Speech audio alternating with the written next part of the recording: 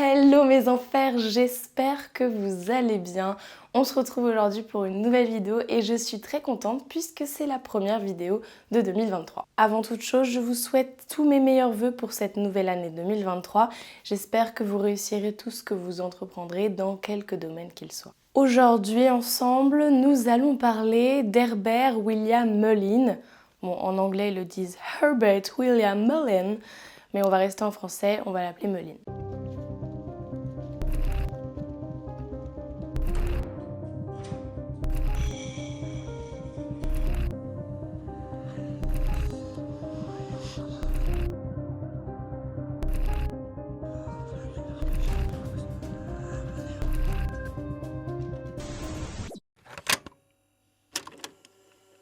Il naît le 18 avril 1947 à Salinas, en Californie, et il est décrit comme un garçon intelligent. C'est un garçon gentil, sans trop de problèmes, du moins au début, et jusqu'à ses 5 ans, il grandit avec ses parents et sa sœur Patricia à Santa Cruz.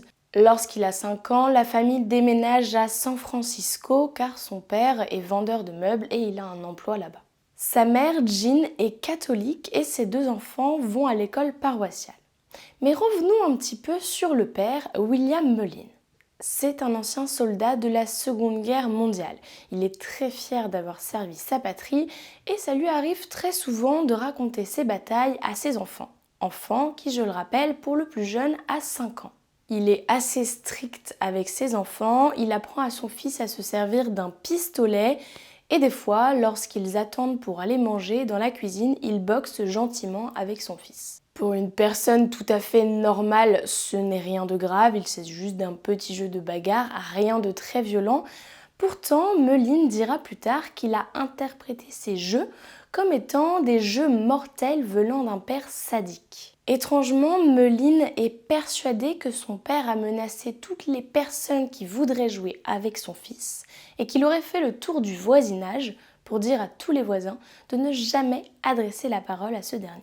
Tout ça, Mullin en parle bien plus tard car à l'époque c'est un garçon heureux et c'est lorsqu'il est un petit peu plus grand qu'il pense à tout ça et commence à dire ces choses. Lorsqu'il est âgé de 16 ans, la famille déménage de nouveau.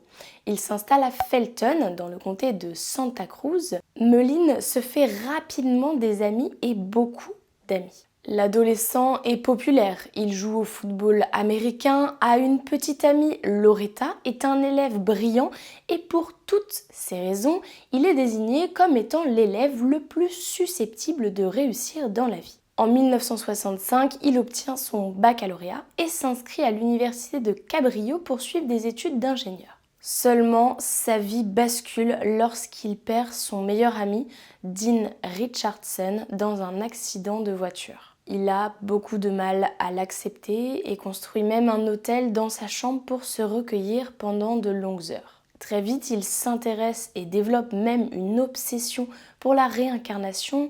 Il se demande même si la mort de son meilleur ami ne serait pas une sorte de sacrifice cosmique. Il se met à étudier les religions orientales en quête de réponses, abandonne ses études d'ingénieur et commence des études en psychologie, mais cette passade ne durera que quelques semaines. Il se met à consommer toutes sortes de drogues hallucinogènes et on ne sait pas vraiment pourquoi, certainement dû à la consommation de ces drogues. Il parle énormément d'un tremblement de terre qui aurait lieu sous peu en Californie. Son seul but à lui serait de se rendre au Canada pour y échapper. Mullin se comporte de plus en plus bizarrement, il devient violent et sa petite amie commence un peu à avoir peur de lui. En janvier 1968, lorsqu'il a 21 ans, il a sa première expérience homosexuelle. 2 mois plus tard, il avoue à sa petite amie qu'il est bisexuel, du moins qu'il pense l'être. Cette dernière le quitte. Je précise tout de même que les deux étaient fiancés. Mullin a une nouvelle lubie, il veut étudier le yoga. Et pour ce faire, il dit « je vais partir en Inde ». Pareil, ça ne dure pas longtemps et il reste aux États-Unis. Son comportement est de plus en plus alarmant. En 1969, lorsqu'il est chez sa sœur, il se met à imiter son beau-frère. Tous ses gestes ainsi que toutes ses paroles. Et cela durera tout l'après-midi. Ces symptômes sont appelés échopraxie et écholalie et sont caractéristiques de la schizophrénie. Le lendemain, sa famille le conduit à l'hôpital psychiatrique et chose assez étrange, Meline est volontaire pour y aller.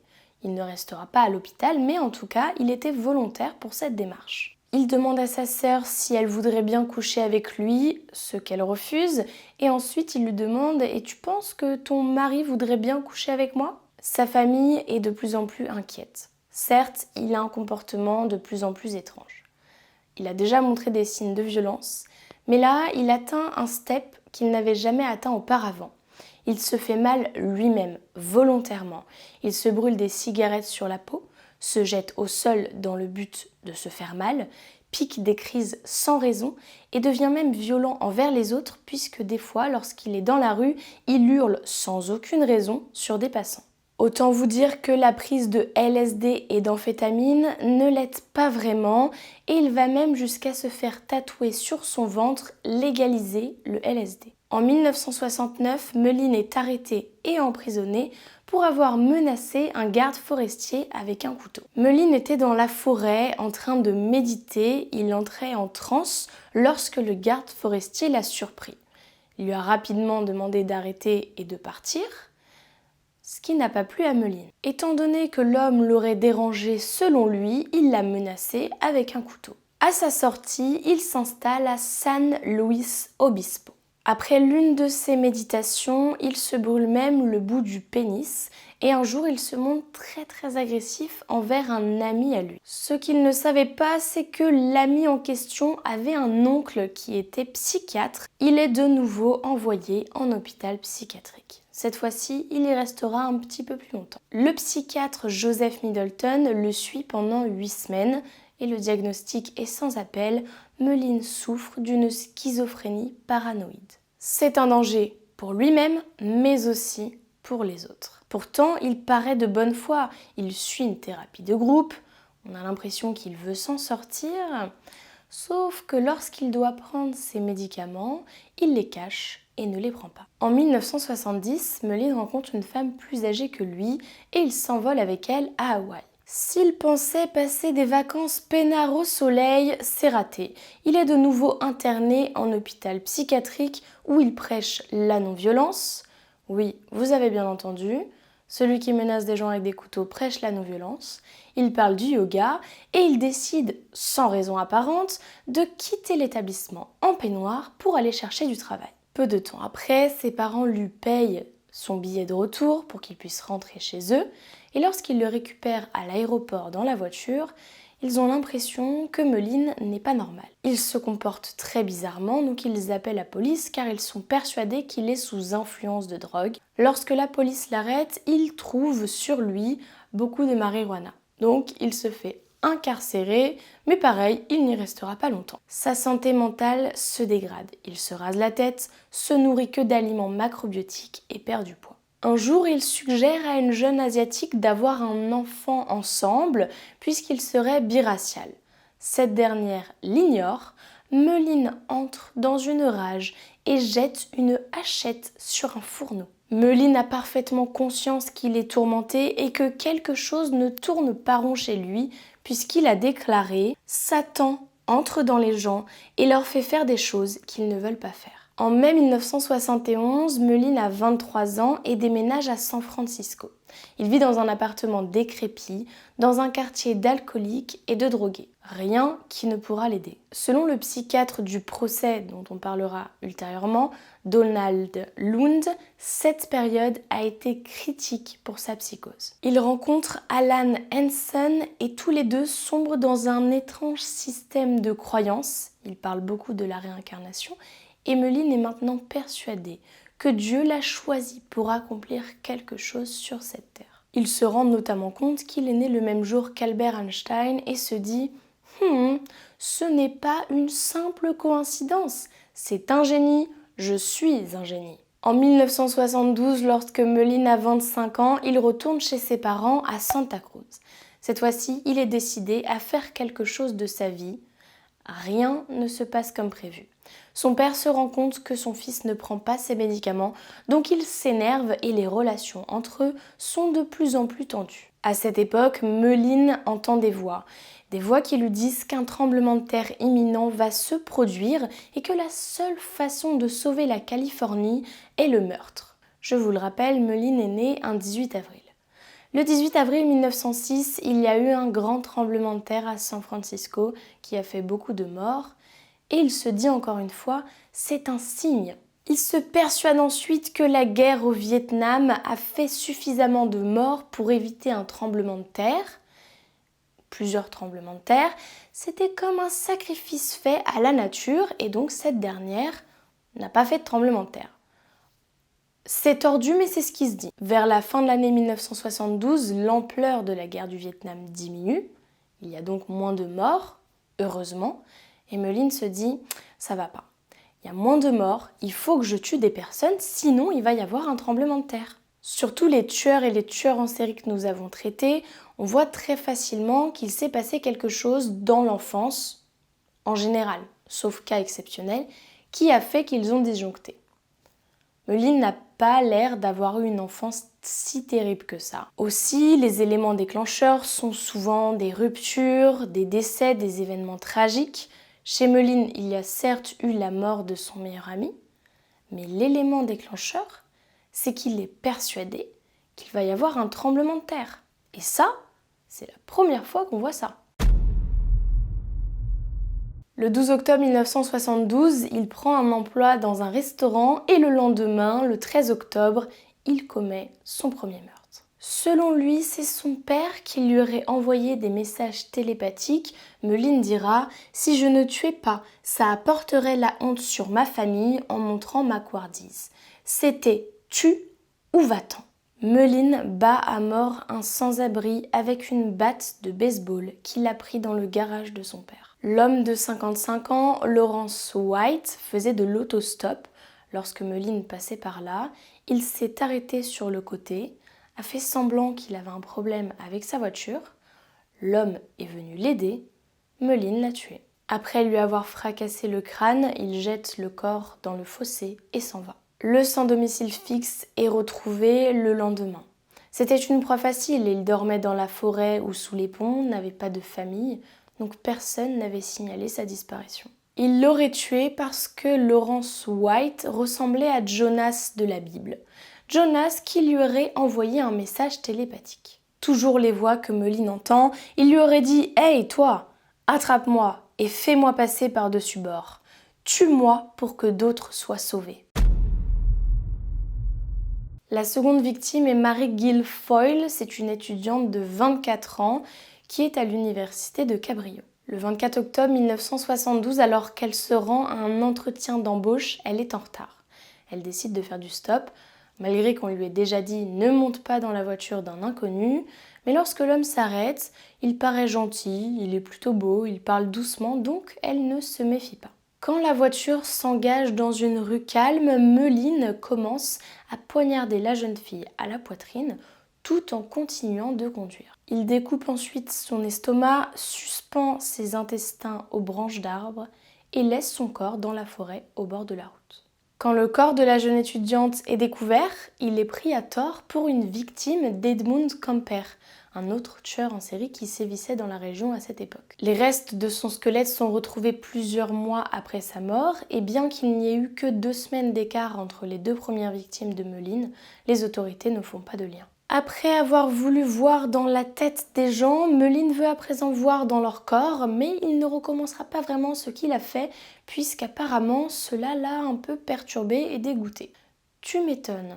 10 jours plus tard, le 2 novembre, Meline se rend à l'église Sainte-Marie de los Gatos pour confesser ses meurtres. Il s'imagine que le père Henry Tomei, 65 ans, est volontaire pour être son prochain sacrifice afin d'éloigner les tremblements de terre. Il bat le père et le poignarde une demi-douzaine de fois.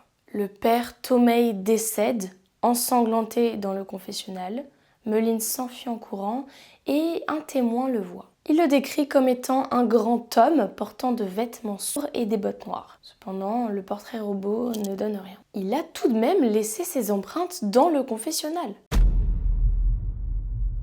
Meline se remet à entendre des voix et cette fois-ci, il veut s'attaquer aux personnes qui lui ont nui dans sa vie. Il se rend chez un ancien ami, John Hooper, avec qui il avait l'habitude de se droguer. Seulement voilà, lorsqu'il arrive chez lui, il y a 9 autres personnes.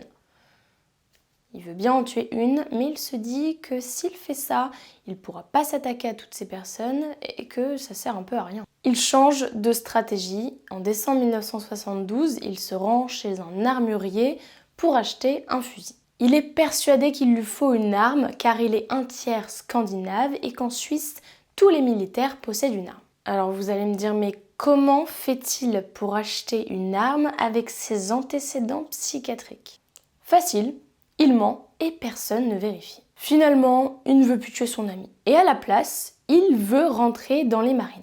Il passe les tests physiques et psychiatriques avec succès. Son admission est compromise lorsqu'il découvre des agissements asociaux et des arrestations mineures. Ce refus renforce sa paranoïa. Il est persuadé que derrière le groupe de militaires se cache un groupe de hippies qui sont incapables de protéger le pays et de se sacrifier au moment venu.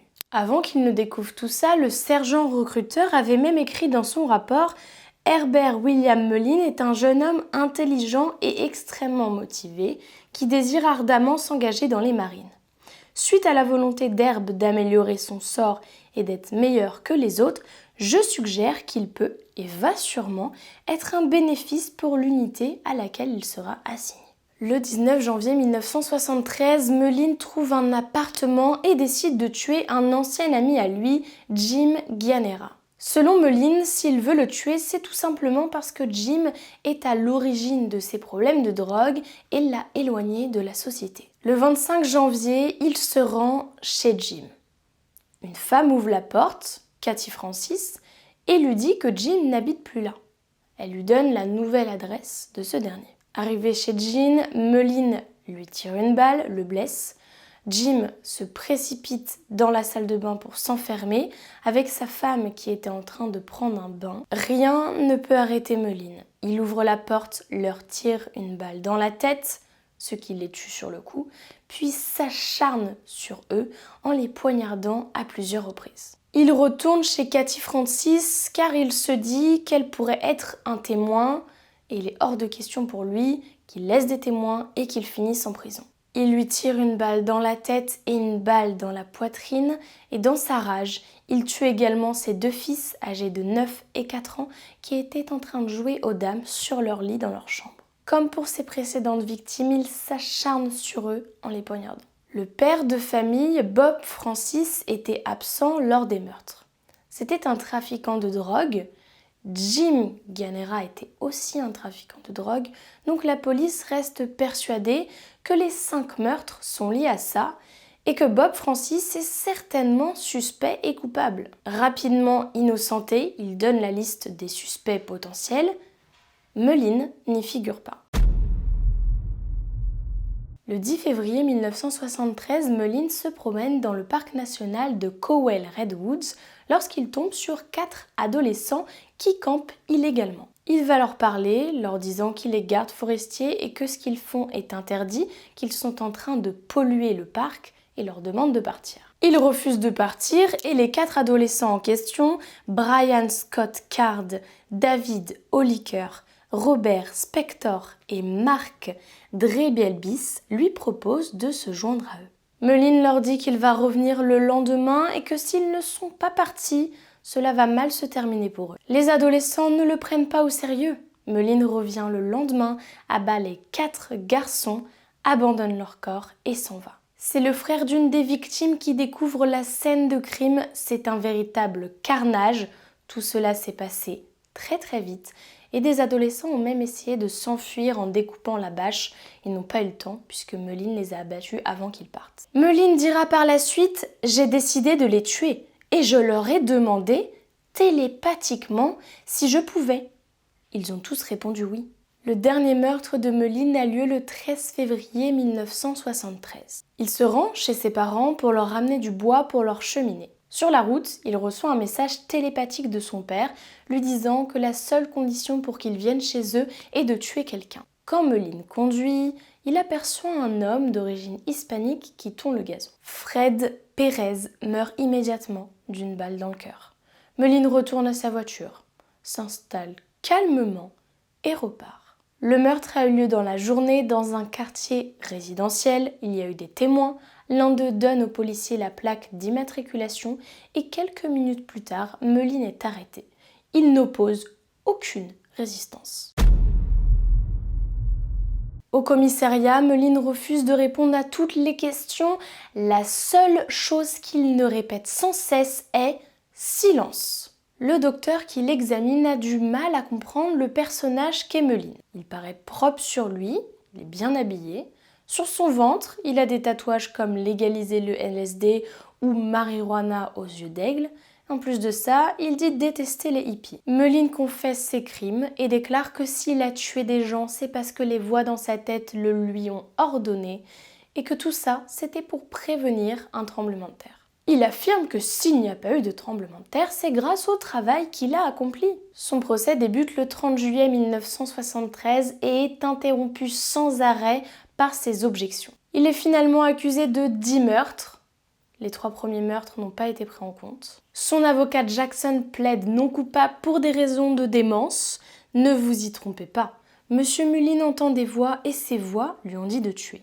Ce n'étaient pas des actes de meurtre, mais des actes de sacrifice. Comme Meline reconnaît ses crimes, le principal objectif du procès est de déterminer s'il avait toute sa raison lors des crimes et s'il est coupable et responsable de ses actes. Le procureur souligne qu'il est maquillé et mis en scène certains de ses crimes, mais aussi qu'il y a certains crimes qui ont eu lieu avec préméditation. La défense répond que l'accusé a un passé de malade mental et qu'il souffre de schizophrénie paranoïde. Le 9 août 1973, Meline est déclaré coupable de 2 meurtres au premier degré, ceux de Jim Gianera et de Cathy Francis. Et pour les autres meurtres, les 8 autres meurtres, il est déclaré coupable de meurtre au second degré car ils ont été faits sans préméditation. Condamné à la prison à vie et emprisonné à la prison d'État de Mule Creek à Yone, en Californie, Meline pourra demander une libération conditionnelle en 2025. Cependant, cette demande n'existera jamais puisqu'il est décédé récemment à l'âge de 75 ans en août 2022. Petit fact, en attendant son procès, il s'est retrouvé dans la même prison qu'un autre tueur en série très célèbre, Edmund Kemper. Les 2 hommes avaient des cellules mitoyennes et ne pouvaient pas se supporter. Meline disait que Kemper faisait beaucoup trop de bruit. Il avait aussi un peu peur de lui. De son côté, Kemper se plaisait à le tourmenter autant qu'il pouvait, puisqu'il dira plus tard qu'il savait qu'il avait le dessus sur lui, qu'il avait du pouvoir sur lui. Les 2 hommes avaient cependant un point commun.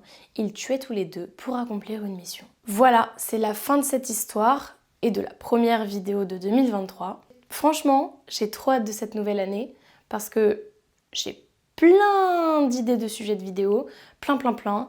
Des tueurs en série, du paranormal, des histoires incroyables, de survie. Vous allez voir, on va pas s'ennuyer cette année. Et je tiens aussi à vous dire que le décor va évoluer en 2023. Pas tout de suite, mais au cours du 2e trimestre, on aura plus fond blanc derrière et ça sera beaucoup plus sympa. Encore une fois, je vous remercie de me suivre, je vous attends dans les commentaires et je vous dis à la semaine prochaine pour une nouvelle vidéo.